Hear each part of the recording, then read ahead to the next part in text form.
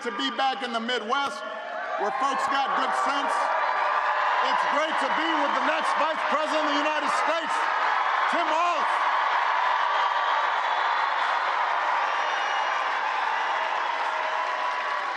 I love this guy. Love that dude. Love that man. The kind of person who should be in politics. He's a veteran, he's a teacher, he's a coach, he's a hunter, been a great governor, knows who he is and knows what's important. You can tell those flannel shirts he wears have gotten some wear. They come from his closet. Consultant didn't give it to him. Tim's got skills. The other day, I found out he can take a vintage truck apart and put it back together again. You think Donald Trump can do that? For that matter, do you think Donald Trump's ever changed a tire in his life? That's the guy, he gets a flat tire. He says, Jeeves, change that tire, please. His chauffeur. Point is, Tim will be an outstanding vice president, but he's only going to be an outstanding vice president if you vote. And that's why you're here today. I'm here to make sure that you hear from me. I am asking you to vote for your congressman, Mark Pocan, for your Senator, Tammy Baldwin, and for the next President of the United States of America, Kamala Harris.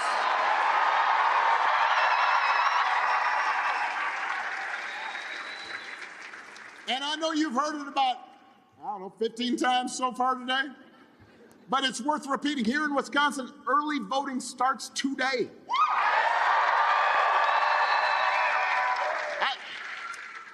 If you haven't voted yet, I won't be offended if you just walk out right now. Go vote. Go do it. Return the absentee ballot. It's fine. Just remember to bring your photo ID if you're voting in person. If you need to register to vote, you can do it at your local clerk's office from now until November 1st, or when you vote on Election Day, Tuesday, November 5th. And if there's any confusion, if you need to know where your early voting site is or a drop-box location, then go to wisdems.org/vote. Wisdems. Well, they're cheering for wisdems.org/vote. Don't wait. I voted yesterday. I did. I was down in Chicago. I got my ballot, filled it in, sealed it, signed it. And then I walked, which I don't always get a chance to do. And Secret Service got nervous, but I said, no, let's walk to a mailbox. And my younger staff was like, what's that blue thing? And I said, that's a mailbox. And you put stuff in it, and then it goes to the place you're sending it. They weren't familiar with mailboxes. Once you voted, then you have to help your friends and family make a plan to vote too. Because together we've got a chance to choose a new generation of leadership in this country and start building a better, stronger, fair, more hopeful America. Now, we know this election is going to be tight. It's going to be tight here in Wisconsin. It's going to be tight all across the country. And it's going to be tight because a lot of Americans are still struggling. You know, as a country, we've been through a lot over the last few years. We forget sometimes. A historic pandemic wreaked havoc on communities, on families, on businesses. And then disruptions from the pandemic caused price hikes.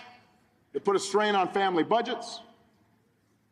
And people started feeling like no matter how hard they worked, they were just treading water. So I understand why folks are looking to shake things up. I get it. What I cannot understand is why anybody would think that Donald Trump will shake things up in a way that's good for you. That I do not understand. Because there is absolutely no evidence that this man thinks about anybody but himself. I've said it before. Donald Trump is a 78-year-old billionaire who hasn't stopped whining about his problems since he came down that golden escalator 9 years ago. And when he's complaining 2, 3 in the morning. He's texting. What's he doing? When he's not complaining, he's trying to sell you stuff. Have you noticed that? Who does that? You're running for president and you're hawking merchandise. Gold sneakers, $100,000 watch. Supposed to be Swiss watch, he says. The best watch. Why are you selling the watch? What are you doing? My favorite is the Trump Bible. True story. True story. I mean, it's embossed with his name right on it. Donald Trump edition, right next to Matthew and Luke. Donald. And I'll give you one guess where those Bibles are made. He's Mr. Tough Guy on China, except when it comes to making a few bucks. You cannot make this stuff up. You really can't. If some of this stuff happened on Saturday Night Live, you'd be like, all right, that's going too far. That didn't really happen. But it did. And he's doing it because what he cares about is his ego and his money and his status. He's not thinking about you. He sees power. He sees you as a means to his ends. He wants the middle class to pay the price for another huge tax cut. It would mostly help him and his country club buddies. He doesn't care if he costs more women their reproductive freedoms because apparently it doesn't affect his life. Most of all, Donald Trump wants us to think that this country is hopelessly divided between us and them. Now, for him, us means the, quote, real Americans who support him. Anybody who doesn't, they're them. And he employs this strategy like politicians have for millennia, because having people divided and angry boosts his chances of being elected.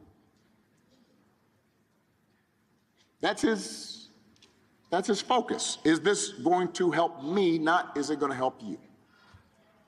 And along with those intentions, there's also, as Tim talked about, there are questions about his competence.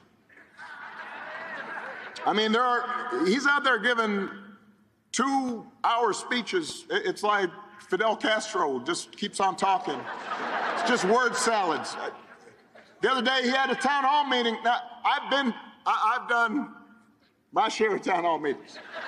My experience is the goal of the town hall meeting is you meet with your constituents, with citizens, with voters. You answer their questions. He decided, no, I'm not going to answer questions anymore. Let's just play music for half an hour. So he's standing there and he's swaying to Ave Maria and YMCA.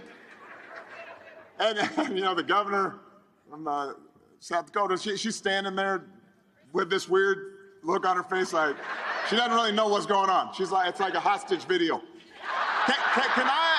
Can you imagine if Tim did that, or Kamala did that, or I did that? Now, our playlist would be better.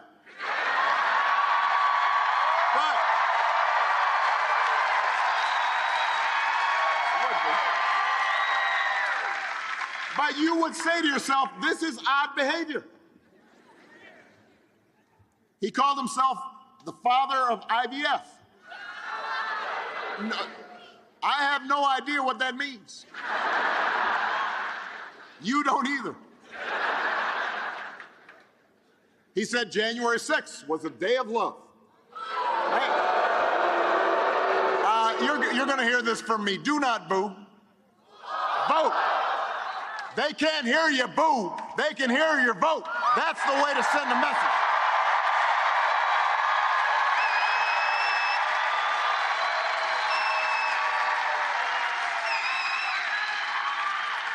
So, look, my point is, you'd be worried if Grandpa was acting like this. Right? You'd call up your brother, you'd call up your cousins, you say, have you noticed? But this is coming from somebody who wants unchecked power. So, Wisconsin, we do not need to see what an older, loonier Donald Trump looks like with no guardrails. America's ready to turn the page. We are ready for a better story, Wisconsin. We are ready for a President Kamala Harris.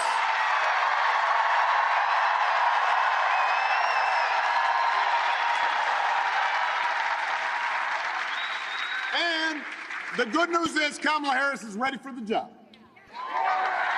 This is a leader who has spent her life fighting on behalf of people who need a voice and need a champion.